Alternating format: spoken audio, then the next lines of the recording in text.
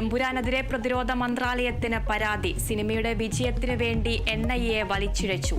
അണിയറ പ്രവർത്തകർക്കെതിരെ നടപടി വേണമെന്ന ആവശ്യം. നടപടി ആരംഭിച്ച് NIA. സംവിധായകനെതിരെ വീണ്ടും RSS മുഖപത്രം. പൃഥ്വിരാജ് ദേശവിരുദ്ധരുടെ ശബ്ദമെന്ന് ഓർഗനൈസർ. സിനിമയുടെ പരിഷ്കരിച്ച പതിപ്പ് നാളെ തിയേറ്ററുകളിൽ.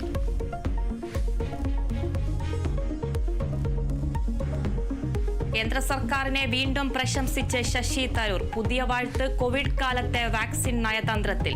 പുകഴ്ത്തൽ ദ വീക്ക് മാഗസിനിലെ ലേഖനത്തിൽ.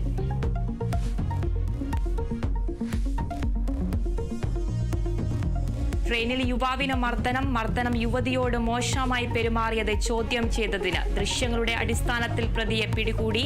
സംഭവം കാസർകോട് ബേക്കൽ ഫോർട്ട് റെയിൽവേ സ്റ്റേഷനിൽ.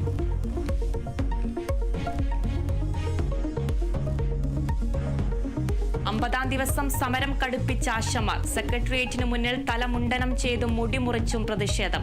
അവസാന ആശയം സമരവേദിയിൽ ഉണ്ടാകും വരെ പ്രതിഷേധം തുടരുമെന്ന് പ്രവർത്തകർ. വിവിധ ജില്ലകളിലും മുടിമുറിച്ച് പ്രതിഷേധം.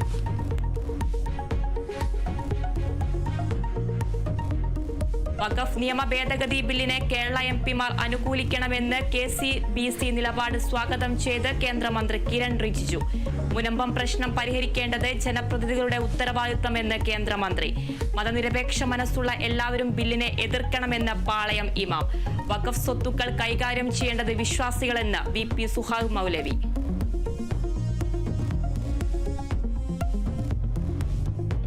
മലപ്പുറം കാടാമ്പുഴയിൽ ബൈക്ക് കിണറ്റിൽ വീണ് അച്ഛനും മകനും ദാരുണാന്ത്യം. മരിച്ചത് മാറാക്കര സ്വദേശി ഹുസൈനും മകൻ ഹാരിസ് ബാബുവും.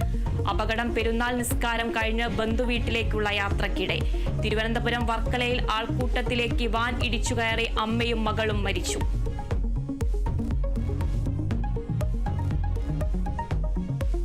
ചെറിയ പെരുന്നാൾ ആഘോഷിച്ചു മുസ്ലിം സമൂഹം. സ്നേഹ സാഹോദര്യ സന്ദേശവും ലഹരിവിരുദ്ധ പ്രതിജ്ഞയുമായി വിശ്വാസികൾ. ലഹരിക്കെതിരായ പ്രചാരങ്ങളെ ഇസ്ലാമിക് സമൂഹം പിന്തുണയ്ക്കണമെന്ന് പാളയം ഇമാം.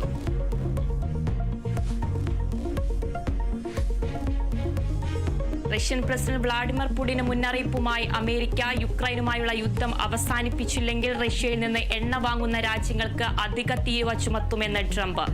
യുദ്ധം അവസാനിപ്പിക്കാനാകാത്തത് റഷ്യയുടെ മാത്രം തെറ്റാണെന്നും അമേരിക്കൻ പ്രസിഡന്റ്.